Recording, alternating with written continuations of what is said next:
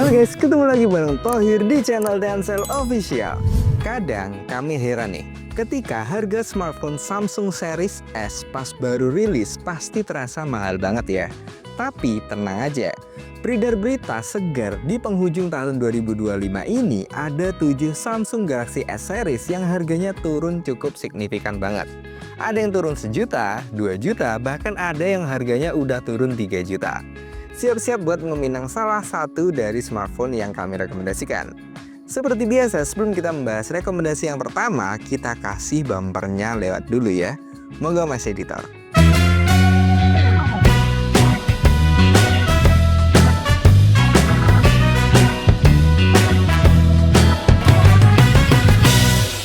Buat yang pengen ngerasain flagship Samsung tapi malas keluarin duit sampai belasan juta, Samsung Galaxy S24 FE ini wajib banget kalian pertimbangin. Smartphone yang waktu rilis harganya bikin kita mikir 2 kali ini di angka 11 juta untuk varian 8256GB. Sekarang harganya udah terjun bebas. Per hari ini kalian bisa dapetin smartphone ini di angka sekitar 8 jutaan aja. Turun harganya nggak main-main, hampir 3 jutaan. Pertanyaannya, dengan harga segini, apakah dia bisa jadi deal of the year? Kita akan bahas satu persatu. Pertama, build quality-nya solid banget. Kaca depan belakang udah Gorilla Glass Victus Plus, frame aluminium, dan juga udah ada IP68.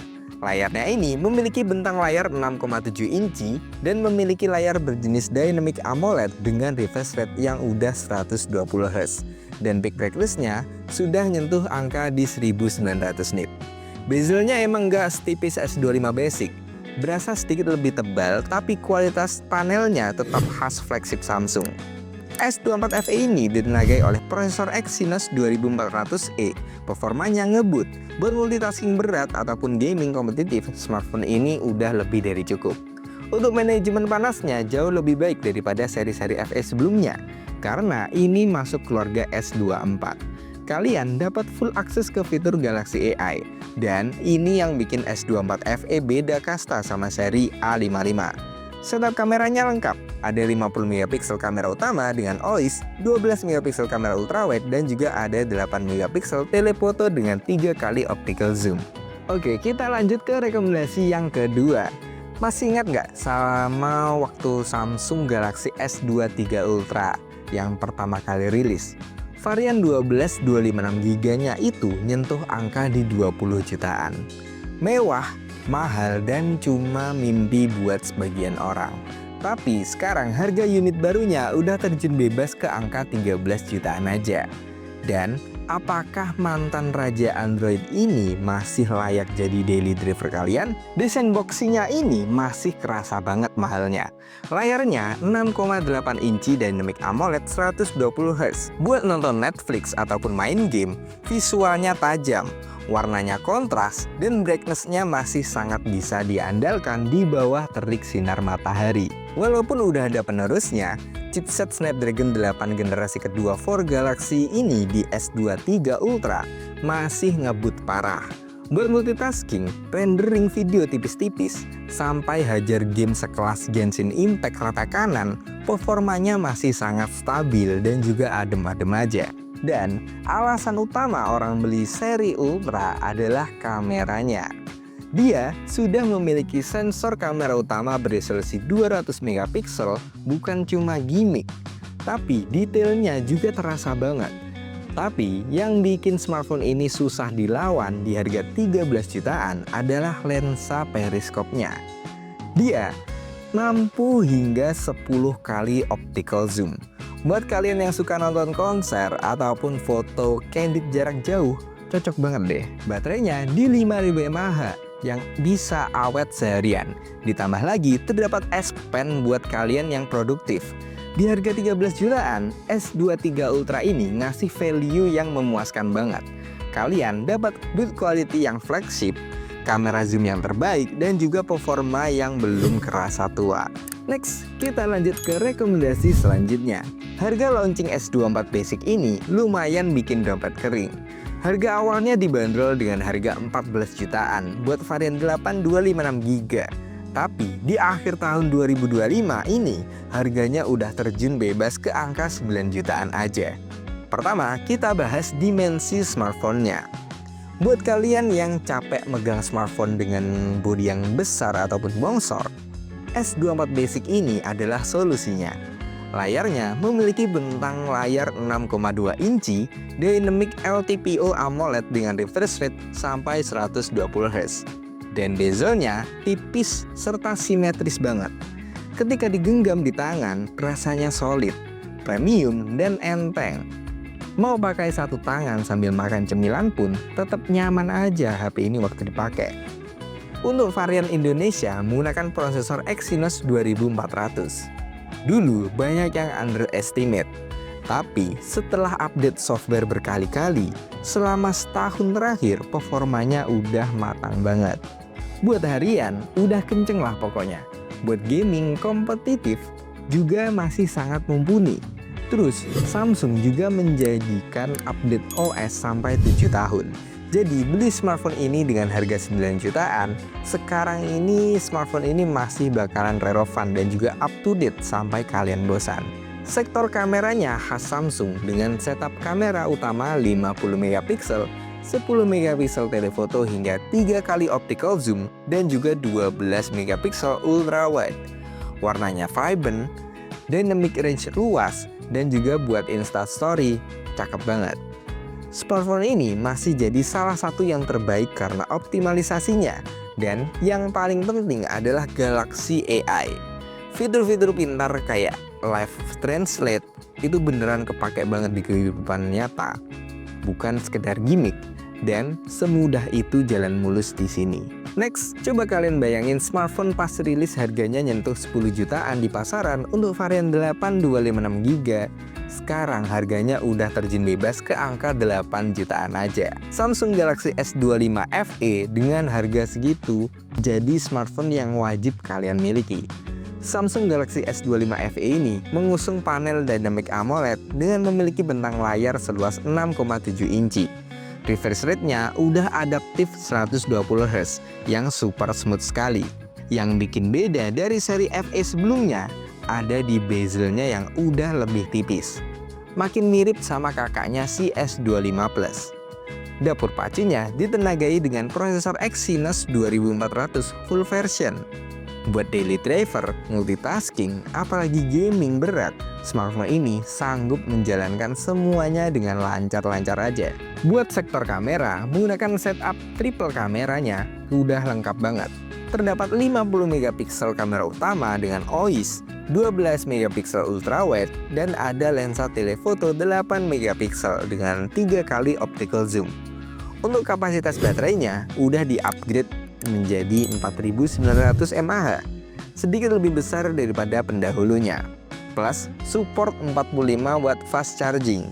Jadi screen on time-nya aman banget buat nemenin aktivitas kalian buat seharian. Dengan harga 8 jutaan, kalian udah dapat layar AMOLED, chipset flagship, dan juga kamera telefoto yang stabil juga. Next, kita lanjut ke rekomendasi selanjutnya. Kalian masih ingat nggak waktu Samsung pertama kali ngerilis Galaxy S25 Edge bulan Mei lalu? Waktu itu harganya bikin dompet menangis ya. Tembus di angka 21,5 juta. Namun, cuma selang beberapa bulan aja harganya terjun bebas di harga sekitar 14 jutaan aja buat varian 12 512GB. Diskonnya hampir seharga motor matic bekas. Pertanyaannya sekarang, apakah dengan harga segini S25 Edge ini jadi smartphone terbaik di akhir tahun? Dengan ketebalan cuma 5,8 mm, smartphone ini adalah salah satu flagship paling tipis yang pernah Samsung buat. Feel di tangannya tuh beda banget. Mewah, sleek, dan juga berkat titanium frame-nya, dia tetap kerasa kokoh dan juga sangat solid meskipun enteng. Di bagian depan, kita disuguhi layar 6,7 inci LTPO AMOLED dengan resolusi 1440 piksel. Bezelnya super tipis. Proteksinya udah Gorilla Glass Ceramic 2. Buat nonton ataupun scrolling, kalian bakal dimanjain banget sama ketajaman dan juga warnanya. Di harga sekitar 14 jutaan, kalian udah dapat chipset monster sama kayak yang dipakai sama kakaknya, yaitu S25 Ultra. Jadi, buat gaming rata kanan ataupun multitasking, performanya nggak perlu diragukan lagi. Buat kameranya, setupnya unik. Dia membawa sensor utama 200 megapiksel yang detailnya terasa banget. Tapi, demi bodi setipis ini, Samsung ngorbanin lensa telefotonya.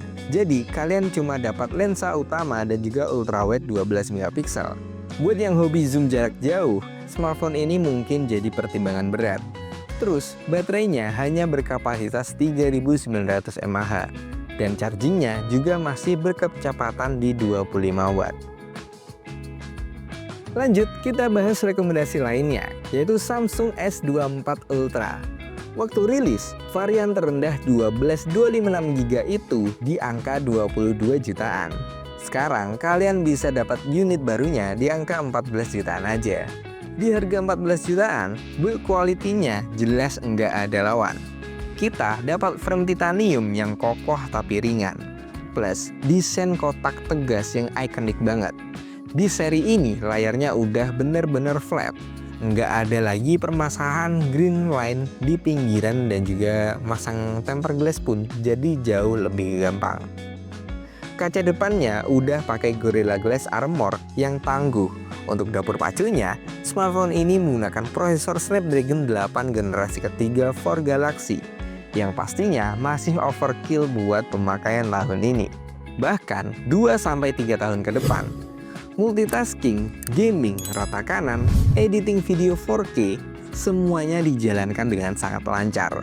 Dan jangan lupa, ini smartphone yang mempopulerkan Galaxy AI. Fitur kayak Circle to Search ataupun Live Translate-nya itu bukan gimmick aja, tapi beneran kepake buat produktivitas kita sehari-hari. Ditambah lagi, S Pen-nya yang tetap jadi kunci utama yang belum bisa disaingi oleh kompetitor manapun. Terus 200 megapiksel kamera utamanya tajam banget.